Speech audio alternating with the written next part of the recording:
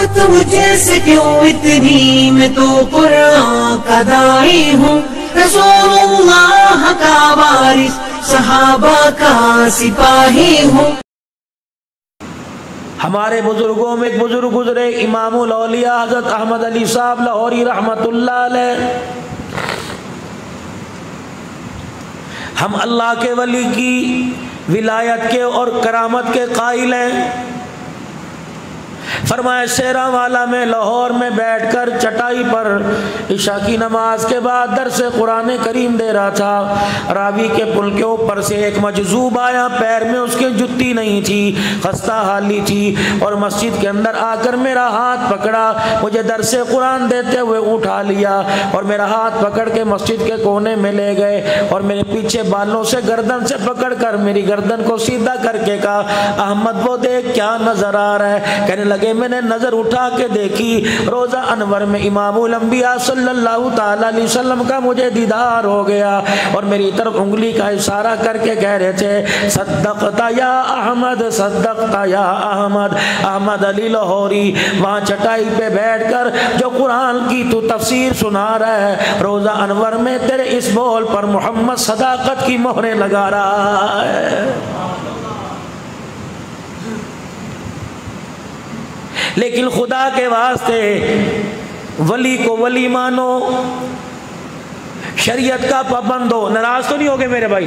اللہ کی عزت کی قسم اس وقت میں دیوبندی بن کے نہیں، اور آپ کو دیوبندی بنا اور بریلوی اہل حدیث بنا کے نہیں بات کر رہا، ایک کلمے کی نسبت سے انما المؤمنون اخوہ، مسلمان آپس میں بھائی بھائی ہیں، اور آپ نے فرمایا مسلمان پوری دنیا کے ایک جسم کی مانند ہے۔ فرمایا اگر ایک دانہ ناک پر، ماتھے پہ، کان پہ نکل گیا، پورا وجود اس کی ٹیس سے برداشت نہیں کر سکتا، کشمیر کا ہو یا فلسطین کا ہو، برما کا ہو، بنگلہ دیش کا ہو، دنیا کے کسی بھی ملک کا رہنے والا ہو، کلمہ پڑھنے والا لا الہ الا اللہ محمد الرسول اللہ صلی اللہ علیہ وآلہ وسلم، یہ کلمہ پڑھنے والا ہو، فرمایا او لوگوں کہیں کا رہنے والا ہو، اگر کشمیر والے کو تکلیف پہنچے احساس مجھے ہونا چاہیے، فلسطین والے کو تکلیف پہنچے احساس مجھے ہونا چاہیے، یہی انسانیت کی معراج ہے۔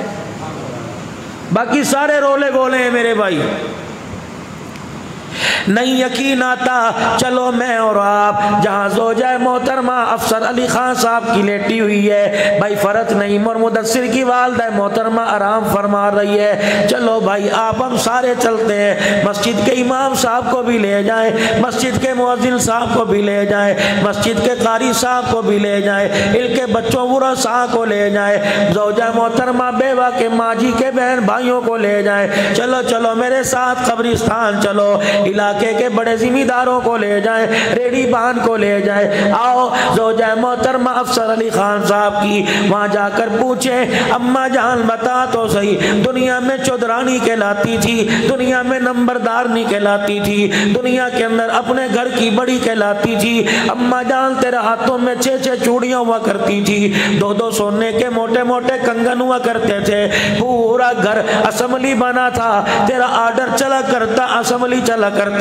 بچے تیرے بغیر قدم نہ اٹھاتے، بہویں نویں تیرے بغیر قدم نہ اٹھاتی، ماں جی بتا تو صحیح پیسے کی تیری ریل پھیل تیرے پاس تھی، چودھری صاحب پیسہ تیرے پاس لا کے تکیے کے نیچے رکھ دیا کرتے تھے، جو محنت کر کے پیسہ کما کے لاتا تیری بغیر اجازت کے 100 روپے کا نوٹ استعمال نہیں کرتا تھا، بتا کفن میں کتنی جیبیں لے کے آئی، اور قبر کے اندر کون سا بچھونا لے کے آئی، کون سی اوڑھنی لے کے آئی، کون سے دسترخوان لے کے آئی، مجھے بلڈ پریشر ہے میں نمک استعمال نہیں کرتا، مجھے شوگر ہے میں چینی استعمال نہیں کرتا، میں ہارٹ کا پیشنٹ ہوں میں آئل استعمال نہیں کرتا، چلو چلو قبر کے اندر جھانک کے دیکھو کہاں چلے گئے وہ پرہیز، کہاں چلی گئی وہ بد پرہیزیاں، اماں جان تو تو ہماری اپنی ہے، تو تو ہماری مائی جائی ہے، تو تو ہماری ماسی خال ہے، ہم اگلے سے پوچھے کیا بتا صحیح بتائے نہ بتائے تو تو ہمیں صحیح بتائے گی، اماں جان جب ہزاروں سوگواروں کے کندھوں پر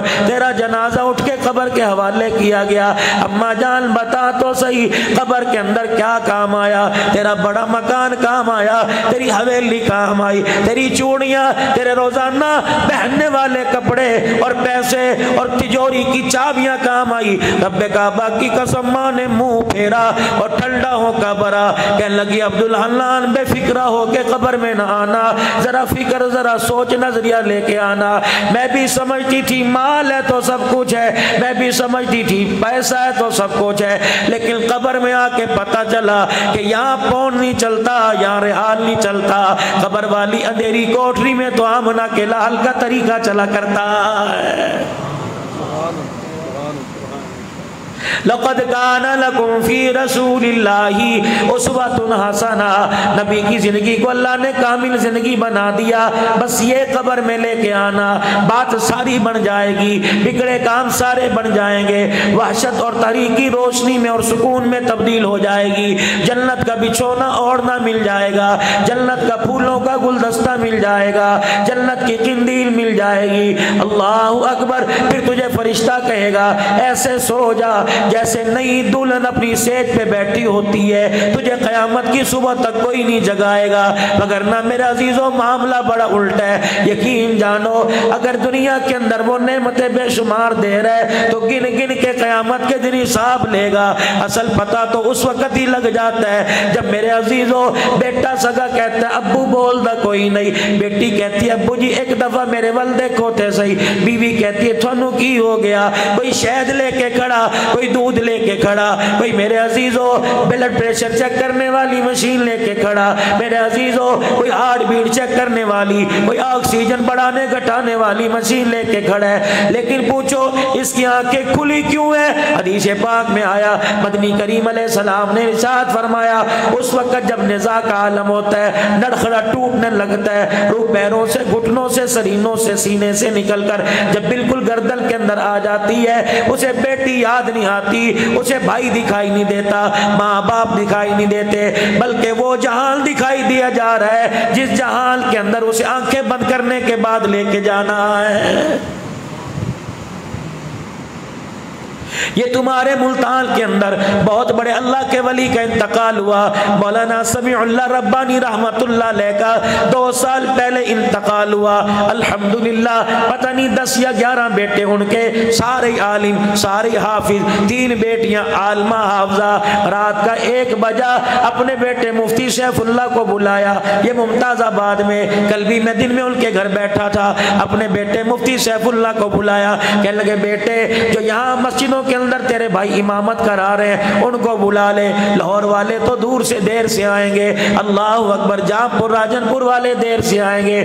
جب 5 بیٹے رات کو 1:30 بجے کمرے میں آ گئے، کہنے لگے بیٹے اگر تمہارا حق میرے پہ کوئی رہ گیا اللہ کے واسطے مجھے معاف کر دو. اب تمہارا باپ تمہیں چھوڑ کر وہاں جانے والا ہے جہاں جانے کے لیے کرائے کے مکان میں اس نے زندگی گزار دی. اللہ اکبر. بیٹوں میرے لباس کو دیکھو، میری شلوار کے کپڑے کا رنگ اور ہے، میری قمیض کا رنگ اور ہے. میں نے کپڑے تو ایسے برداشت کیے، دسترخوان پہ سوکھی روٹی برداشت کی، لیکن میں نے حرام کی طرف کبھی آنکھ کھول کے نہ دیکھا. میرے بچوں میرا آخری وقت ہے، مجھے بلاوا آ رہا ہے. آج میں تمہیں بتاؤں گا میں نے تمہیں قرآن پاک حفظ کس لیے کرایا، آج کے دن کے لیے کرایا. اور میرے بچوں سورہ یاسین پڑھو، اس ڈولی میں بٹھا کے مجھے فرشتوں کے حوالے کر دو.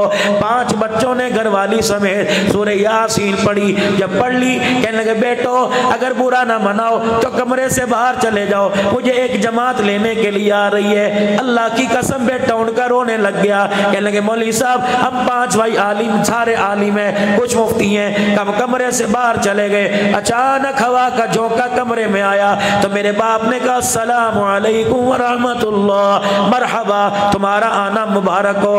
اتنا کہنے کے بعد اللہ اکبر، میرے باپ نے ہاتھ کی انگلی کا اشارہ کیا کہ باہر والوں تم بھی گواہ رہنا، اندر والوں تم بھی گواہ رہنا، میں ایمان کی حالت میں جا رہا ہوں. اشہد ان لا الہ الا اللہ واشہد ان محمد رسول اللہ کہہ کے آنکھیں بند کر دی. اللہ اکبر. خیر مدارس کے اندر جس کا جنازہ اٹھا، عام آدمی تو دور کی بات ہے، 4,500 عالم اس جنازے کو کندھا دینے والا تھا.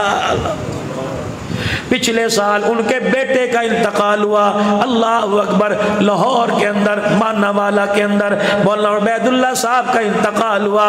عشاء کی نماز، اللہ اکبر، غالباً عصر یا عشاء کی نماز اتحیات کے اندر بیٹھے تھے، باپ نے ایک بیٹا نے اتحیات کے اندر بیٹھے تھے، السلام علیکم ورحمت اللہ، السلام علیکم ورحمت اللہ، درود پاک پڑھ کے اللہم انت السلام و منک السلام، پھر وصلی اللہ علی حبیبہ محمد وآلہ وصحبہ اجمعین، منہ پہ ہاتھ پھیرا، وہیں دھڑام سے گر گیا۔